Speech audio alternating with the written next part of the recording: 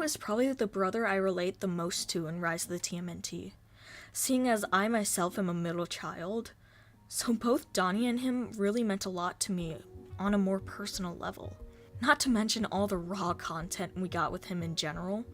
He gets so much that my notes alone are over 17 pages long.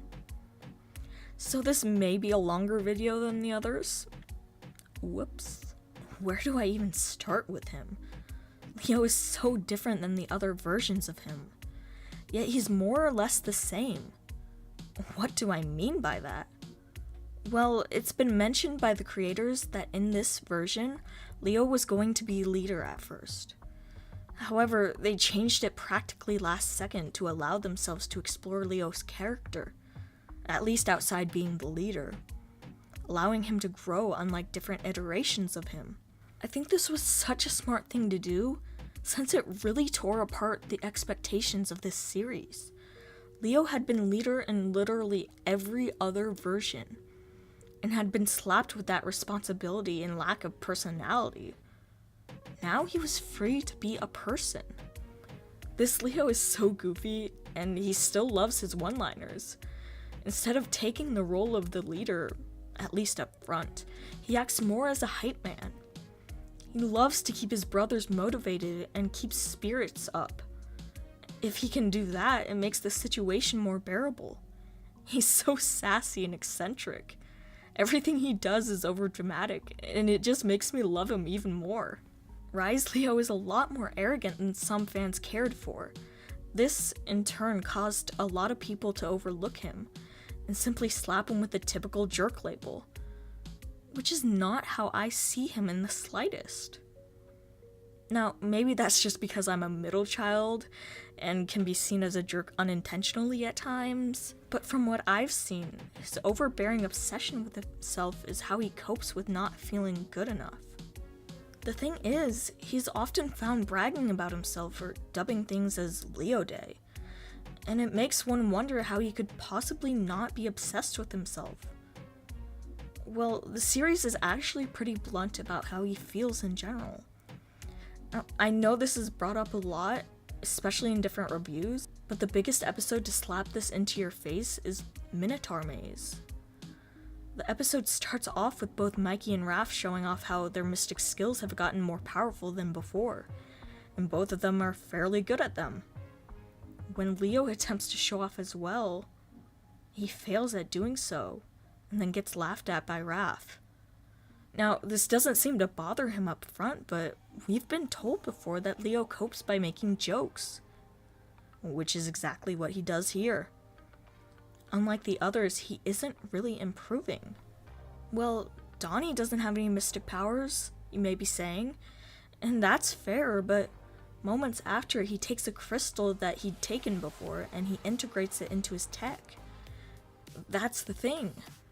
He doesn't have to be good at mystic stuff, because he's still good at his tech. What's Leo good at? Being the face man. They find an entrance to the Mystic City under New York and find themselves in a pizza place. The brothers are planning to eat pizza as they go forward. Leo overhears two brothers? ? I'm not really sure. Walking out of the doorway, mentioning literally word for word what Leo is feeling. Never forget, you're the champion, bro. Thanks, bro. I was having a real existential crisis. He then sees a door saying, "Prove you're a champion." That's what he wants to do. He wants to prove that he's good at something and is worth keeping around. He gets obsessed with the idea of being a champion to someone. Most importantly, to his brothers. He wants to be their champion. He drags them into the maze and into trouble just so he can do so. He even admits it by the end of the episode, as the spikes on the wall of the maze are closing in on him.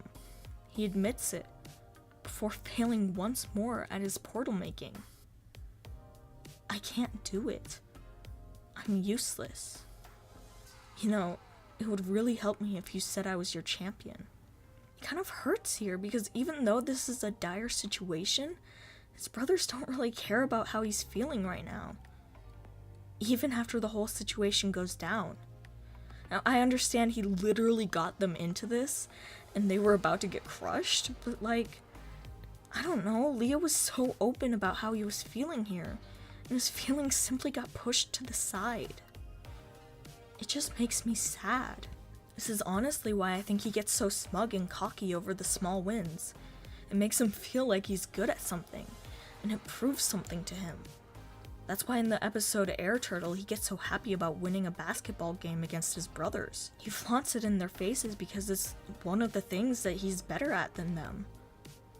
It means a lot to him since it means he's not completely useless. Later in this episode, while talking to the basketball coach, he tells him that he found a lucky rock and that he never lost again after that.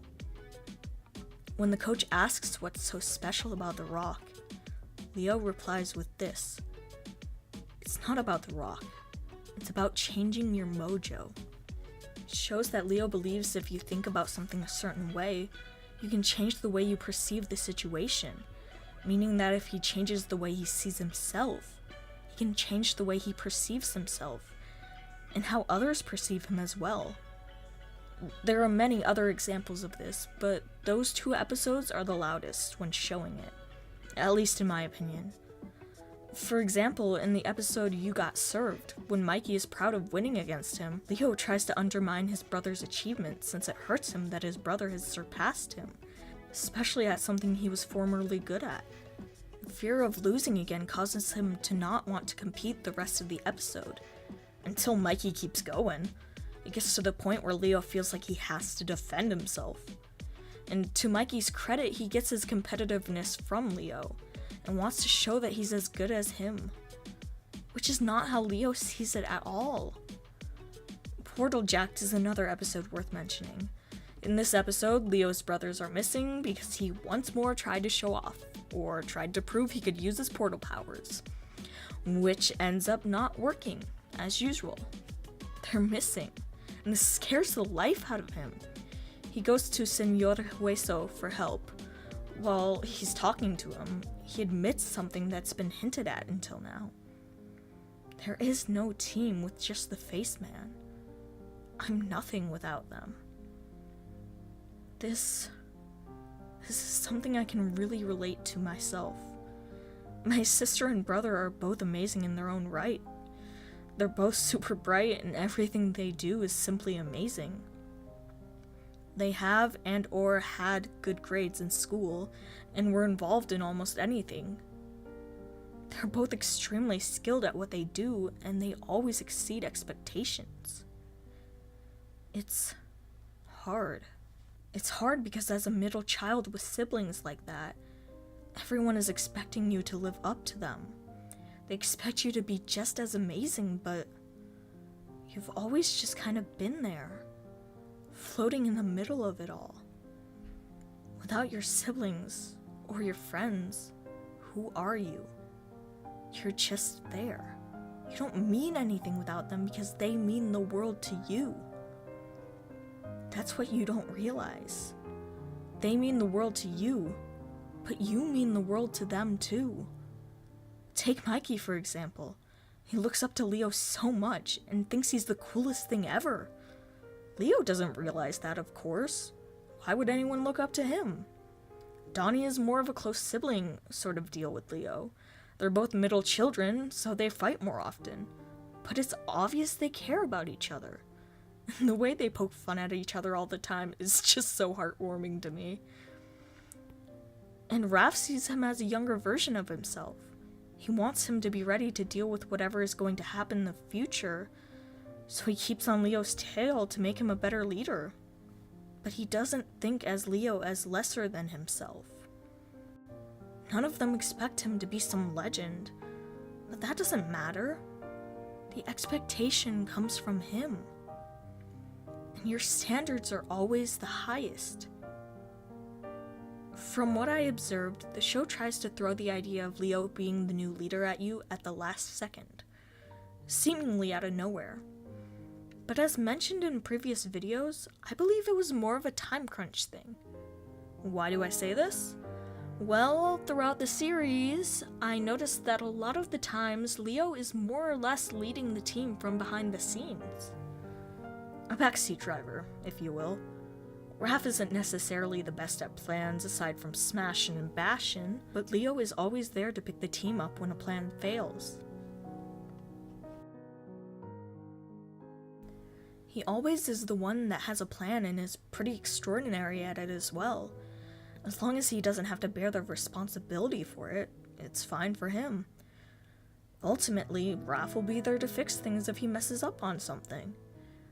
And this seems to be the mentality of all the boys, as shown in the Pizza Puffs episode. Leo is competitive, but he also is reluctant to compete when there's a chance of failure involved. That's something that I think is shown within his arc without being explicitly said. He's afraid of failure. And that's why he's fine letting Raph take the reins. There's nothing to motivate him into taking the role of the leader. That is, until Raph disappears from the equation. That's right, it's movie time, baby. What the hell? From the second the movie starts, we're made very aware that the movie is about Leo. That's kind of contradicting. Anyway, the entire movie, Leo's fighting against the idea of being the leader, whether he realizes it or not. It upsets Raph because Splinter in the last season had made Leo leader the last second. And it's clear that the roles from then to now haven't changed too much yet. It's because Leo is avoiding it. He's acting like he doesn't care and is pushing away this responsibility because he doesn't understand what being a leader truly means and how much weight it holds. In my last analysis, I mentioned the fact that Leo's arc mirrors Raph's in a way. And that's because neither of them wanted to be leader or in charge, to have that pressure put on them. But they were both put into a situation where they had no choice but to do so. In fact, in a scrapped version of the end, Raph says that almost exactly, saying, "Did you think I wanted to be leader?" Leo is actively avoiding it.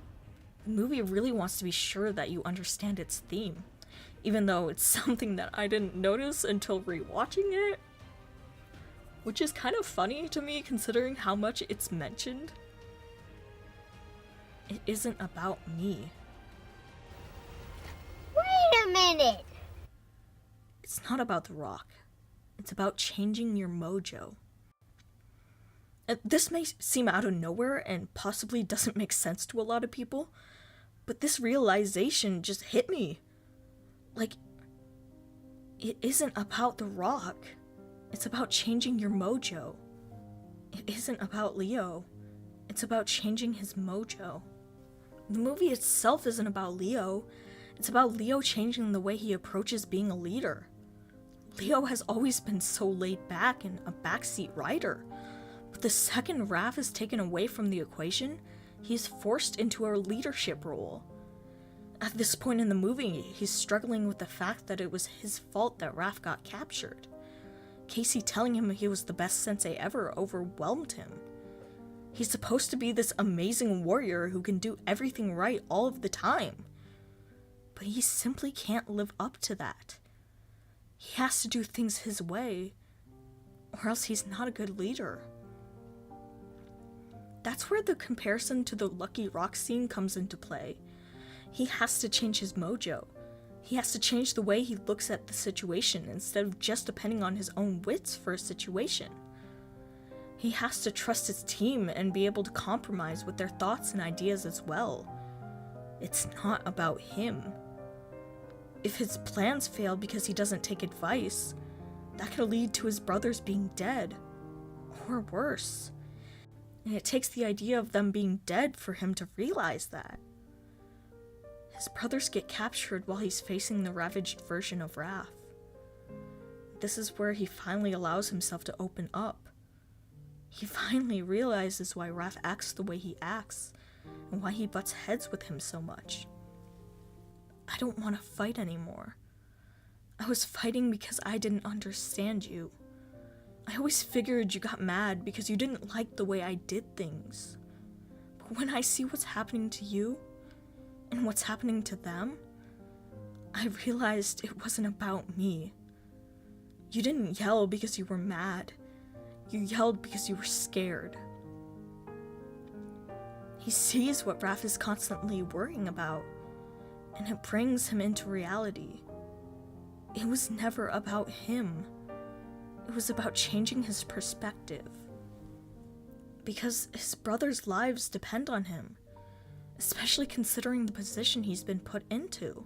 It's about keeping them alive to be around another day. Because when your family means the world to you, it doesn't matter how you see things or how you want to feel about a situation. You need to be there for them. You need to be their rock. Thank you guys so much for watching. I'm sorry if this video is a little longer than the other two. I kind of feel bad for it, but the series just gives us so much more on Leo. I appreciate you all watching, and I hope you guys liked the video. Please like and subscribe if you're new, and we'll see you next time.